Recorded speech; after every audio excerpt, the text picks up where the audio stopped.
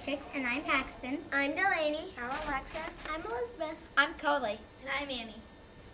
Hi, we're here with City Administrator Gerald Blackburn, and we are going to interview him about City Hall and how its energy is. What kind of energy does City Hall use?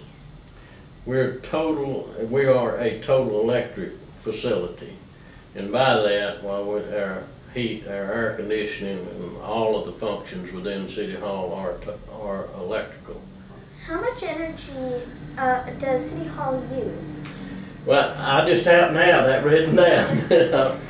We, on a monthly average here at City Hall, we use 74,300 kilowatt hours of power. What have you already done to conserve energy? A lot of things that we've done. One of those things that we worked on so carefully whenever the building was being designed was to get the heating of the building and the cooling of the building into different quadrants.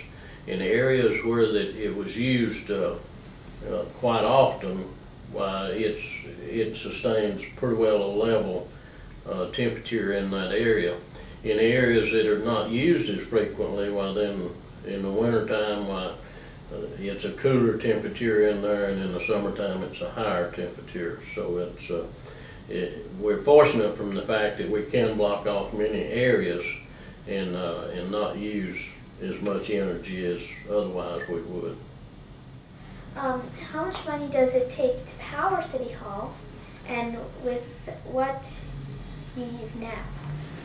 At the present time, the past year's monthly average of cost of power here at City Hall is $5,912 a month. So that's a lot of money, but it's also a big building. So we wish it was less, but we're counting our blessings that it's no more.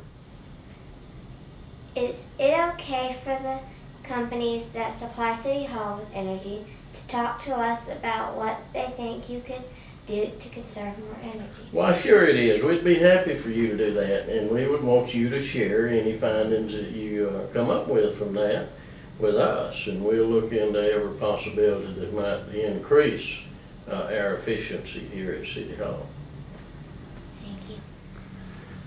What things could you change to conserve that energy? There's a lot of things that we have looked at and we continue to look at. One of them is windows. Windows is a big issue.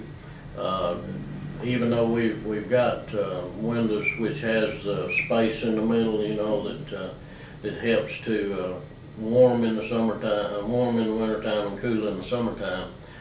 We look at that. We also use the shades that we have, the blinds, to assist in keeping a reasonable temperature within the building.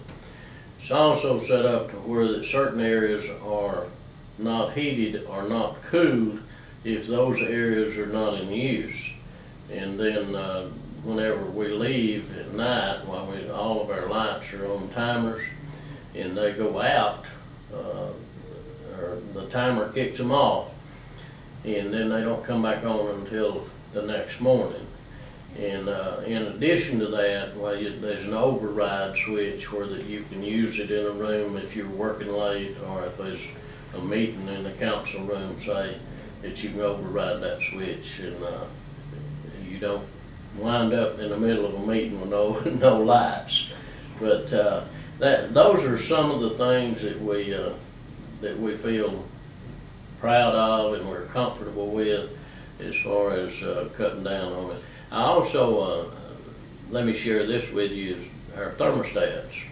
They're a little different than they are in a lot of places because each room has a thermostat, and you can use that thermostat to increase the temperature in your room by 2.5 degrees or to decrease it by 2.5 degrees.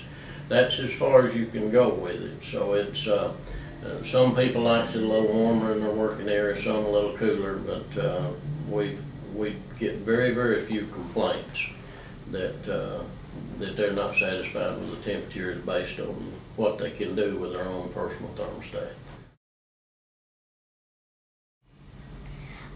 This is Annie, and I'm Alexa. we're here with Gerald Blackburn. Hi, I'm Annie, and this is Alexa. And we're here with Mr. Law with the electric company. How does electric go from the plant to City Hall? Well, it starts out at a generating plant, which is either powered by nuclear, or it's powered by coal, or it's a hydro plant, or it's natural gas. Once it is generated, then it is transmitted over long distances by what we call a transmission line. It is the voltage is raised and to a higher voltage, which is easier to transmit over long distances. And then when it gets closer to the city, it goes to what we call a substation, that the voltage is lowered, and then that's what you see that goes on the city streets.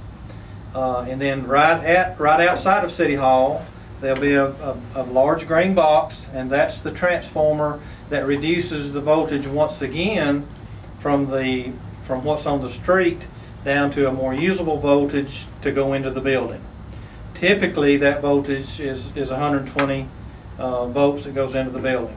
The voltage on city streets, typically, or here in Cumming, it is 12,000 volts. The voltage on the transmission wires that come from the plant to Cumming, in our case, is 110,000 volts. So that's how it gets to City Hall. What would you change in City Hall to conserve energy? Well, in that particular kind of building, about all you can change, and I think y'all have already looked at that, is the thermostats, and raise the temperature in the building, or do something with their lighting. And I just happen to have one of our energy efficient bulbs here that puts out the light of a traditional 60-watt bulb, but it only consumes 14 watts of electricity. So then that would be a savings to City Hall too, if they could go to a more efficient lighting system. How much would it save? Well, depending on how many of these bulbs that they could actually change, but this particular bulb, you would actually save 56 watts per bulb that they change. So that's a savings of about 68% on this particular bulb. If they could change them all, of course they could save that much, but I kind of doubt you could, because these would not be applicable to every light fixture. Okay. What are the advantages of electricity? Well, electricity is easily moved over long distances. It can power a variety of appliances and motors and lighting and all those things. Most of the other energy sources are somewhat limited, like natural gas. It's hard to do lighting with natural gas. You can do heating with natural gas and fuel oil, but it don't work too good for lighting. Electricity, in most cases, can do all of it. If City Hall produced some of its own electricity by solar or wind, would you buy that extra? Yes, in most cases we would, and in some cases we do now for other installations. Most of the time, if people generate their own electricity, most of the time, the only time they have any excess is at night, which is typically when the system don't need quite as much electricity at night, because people don't use as much at night. So, and depending on the situation, most of the time we would buy it back at a cheaper rate than what you had to pay for it during the day, because it's more valuable during the day, because that's when everybody wants to use it. But yes, in most cases we would buy back the extra. Thank you. And I'm Annie, and this is Alexa. and we're here with Mr. Law.